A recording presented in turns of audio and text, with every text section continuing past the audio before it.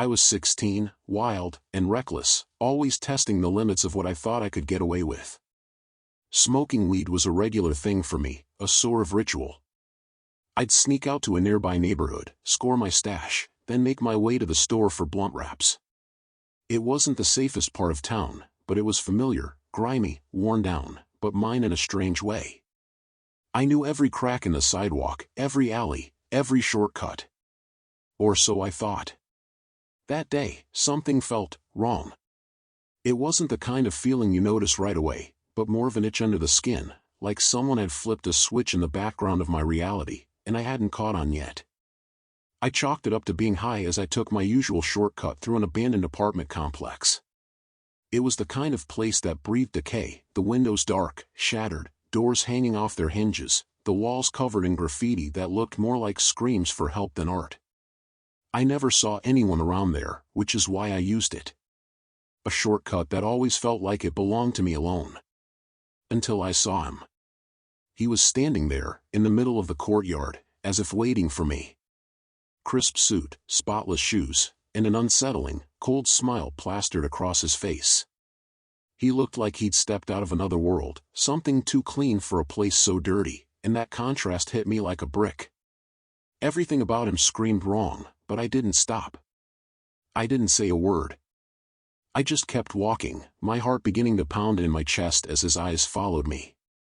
"Hey, how's it going?" he asked, voice smooth as velvet, but there was something dead behind it, something that crawled under my skin and set off every alarm in my body.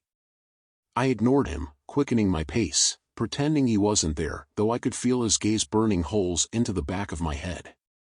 This wasn't a place where men like him existed. Not here.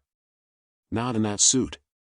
He didn't belong, and deep down, I knew that meant I didn't belong anymore either. Not in that moment.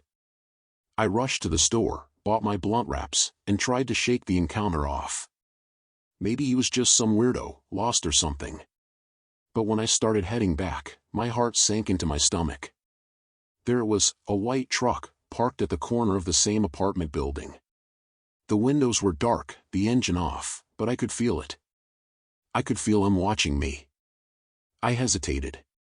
My usual route would have taken me right past that truck, but something, some primal instinct, screamed at me to take the long way, to stick to the busy street. My feet moved before my brain could catch up, carrying me away from the apartment complex and onto the main road, where at least there were cars passing by, people in the distance. For a moment, I felt safe, like I'd outsmarted whatever nightmare was lurking behind that truck. But then I heard it, the growl of the engine roaring to life. The white truck veered onto the street behind me, creeping closer. I glanced over my shoulder, my pulse quickening as it pulled up alongside me.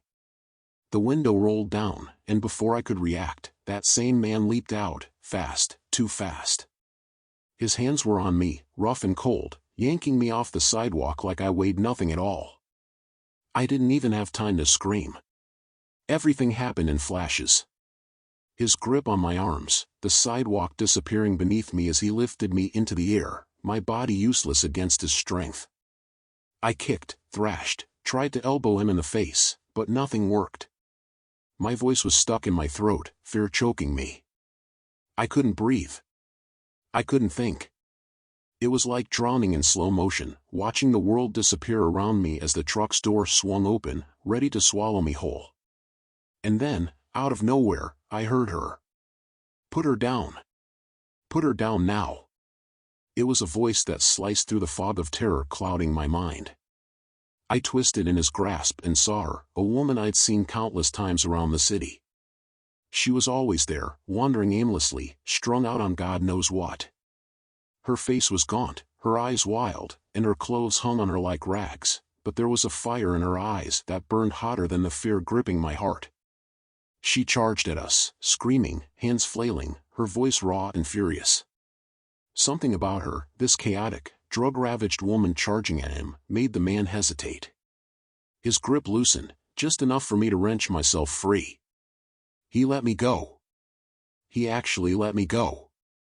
For a moment, we both stood there, stunned, like the world had frozen. And then he bolted back to his truck, the tires screeching as he sped off, vanishing into the distance as if he'd never been there at all.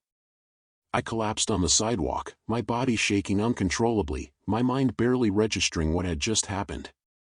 That woman, she just stood there, staring at me, her chest heaving with the effort of her outburst. And then, without a word, she turned and walked away, back into the shadows, as if nothing had happened. But something had happened. Something terrifying and real. I knew, in that moment, that I'd come inches from disappearing, from becoming another lost girl, another missing poster taped to a telephone pole. Years passed, and I never forgot her, the woman who saved my life. I'd see her around town, still lost in the fog of addiction, and every time I did, I felt a pang of guilt, of gratitude, of something I couldn't quite name. So I started helping her. Small things at first, food, water, a little money. Eventually, I saved enough to send her to rehab.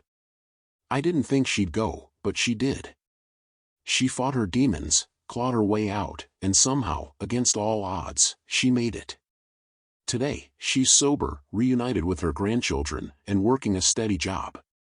She doesn't remember me, or that day, but I remember her. She was the one thing standing between me and a fate too horrible to imagine. And I've never walked alone since.